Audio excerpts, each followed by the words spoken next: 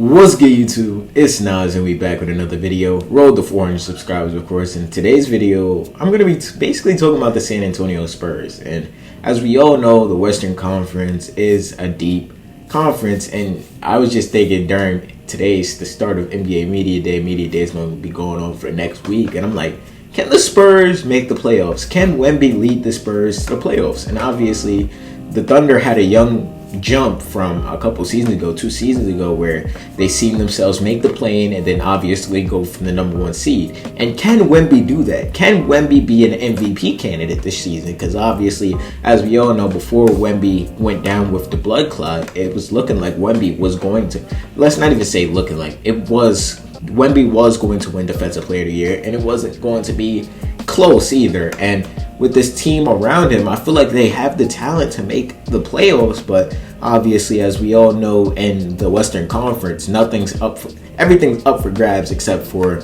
obviously the Oklahoma City Thunder. The OKC Thunder are making the playoffs, and that shouldn't even be a conversation. But any other teams, I feel like, can you squeeze the Spurs into the play-in? Can you squeeze the Spurs even into the playoffs? And I'm not gonna be the person to decide. That's what I want y'all to decide. But as I see what people would say if you say that the Spurs are so young. Like, I'd give Wemby another season to develop to be an MVP candidate, even though he's already averaging 24 and a half, 12, like 2 blocks per game. Like, he's already doing that. So what would it take for Wemby to elevate this team to another level? Like, their roster right now, they have Victor Wembanyama. Obviously, they have Dylan Harper, a rookie who I feel like is going to be special in the NBA. And I don't know how long you're going to be able to keep him on the bench, but obviously he will be your 6th man. You got Stephon Castle, reigning Rookie of the Year, who I feel like going into his 2nd season will become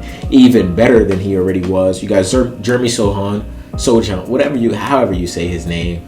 A good defender to put next to Wemby. He still needs to improve his offensive game, but if he does that, he improved his playmaking a little bit, but not having him play point guard anymore.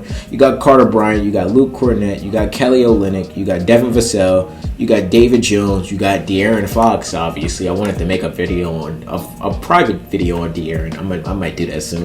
But De'Aaron, who just got a contract extension, so it keeps him in San Antonio for another 4 seasons. So that's why I said I don't know how long you keep Dylan on the bench for De'Aaron. When if Dylan comes out off the gates showing all the potential, it's gonna be hard. Like, it's gonna be really hard to keep him on the bench. You got Keldon Johnson, you got Harrison Barnes, you got Bismack Biyombo, Riley Minix, Julian Champetti, Lindy Waters III, Harrison Ingram, and Jordan McLaughlin.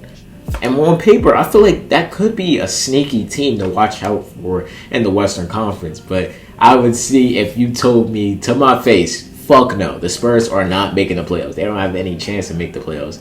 But I'm just seeing the bright spots in this lineup. You're building, obviously, around your generational player in Victor Wembanyama. You have a lot of guards on this team, which the only short guard on this team, I feel like, is De'Aaron. De'Aaron is 6'3", but De'Aaron doesn't play like he's 6'3", because we all know the bounce that De'Aaron has and the way De'Aaron is a speedster on the floor. Like, the fastest player in the NBA. I don't know if you still want to call him. I'm still going to be calling that, because De'Aaron is like that. Like, straight down the court that fast, and that's how good I feel like De'Aaron is. Like, he's going to get a private video, but it's all up to, obviously, Victor Wembanyama. If Victor Wembanyama can stay healthy, and last season, obviously, like I said, he only played 46 games because he was out with injury with the blood clot. He was playing almost every game. And his rookie season, he actually played 71 games, even though he missed some games because Greg Popovich wanted to load manage him. And obviously, this season, they're going to be without Greg Popovich for the whole season because Greg Popovich decided to retire, and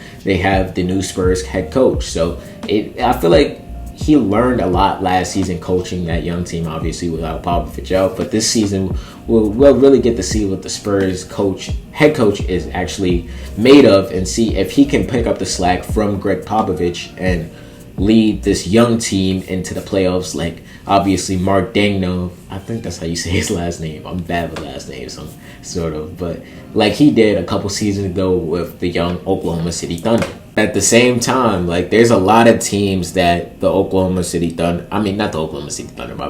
San Antonio Spurs have to overcome, actually. I'm trying to figure out. Yeah, there it goes. Like, do you think? I don't think the Spurs are better than the Mavs. No, I don't think they're better than Denver. No, I don't think they're better than Houston. Even though Houston just lost Fred VanVleet, who is a huge loss. But I think having a I'll save that for the next video. But anyway, you got the Clippers. I do think like the Clippers are being overrated a little bit, even though they are a veteran team. And having Kawhi Leonard, like, I'm not gonna disrespect Kawhi, like he's not one of the best players on the planet. You got the Lakers with Luka and LeBron. I'm never gonna count out Luka, or I'm not gonna count out LeBron, even though he's going on age 41. You got the Minnesota Timberwolves, obviously, and you got the OKC Thunder. Everything else, I feel like, is really up for grabs, and you don't know whether you're going to see them. Like the Memphis Grizzlies. The Memphis Grizzlies will be out with Zach Edey and without Jaren Jackson Jr. for basically, the first month of the season. So we're going to see what Ja is made of without those two, and obviously with the loss of Desmond Bane, Ja's going to have to carry a heavy load. You got Sacramento, who I don't think is doing anything. You got the Warriors, who we still don't know, but that video came out yesterday.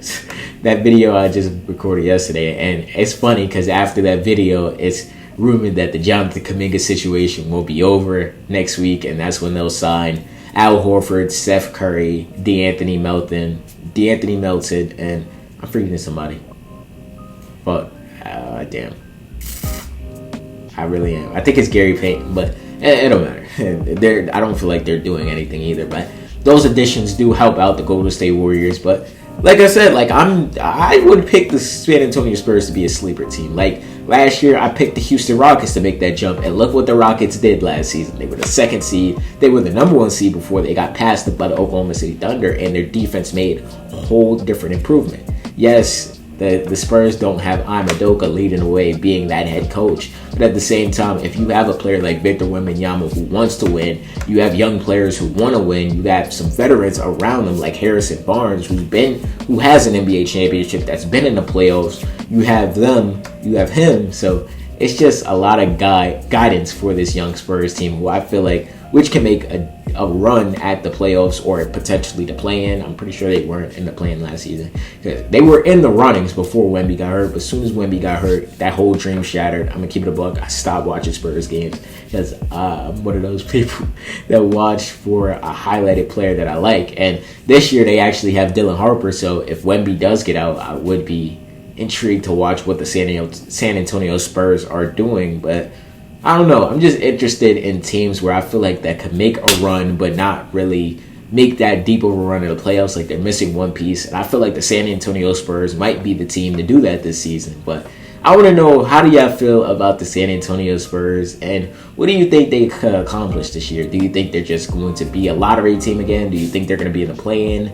Do you think they can even squeeze into the NBA playoffs? I'm not saying that they're going to get past the first round. I'm just saying like they might make the playoffs this season. But let me know down below. Subscribe. What's good, y'all? If y'all made it to the end of the video, I hope you guys enjoyed this video and engage in the channel. There's a video on the left, and I'm pretty sure the channel icon's in the right. Click one of them hoes, man. And if you enjoyed this video, leave a like. It helps me out, and I appreciate you.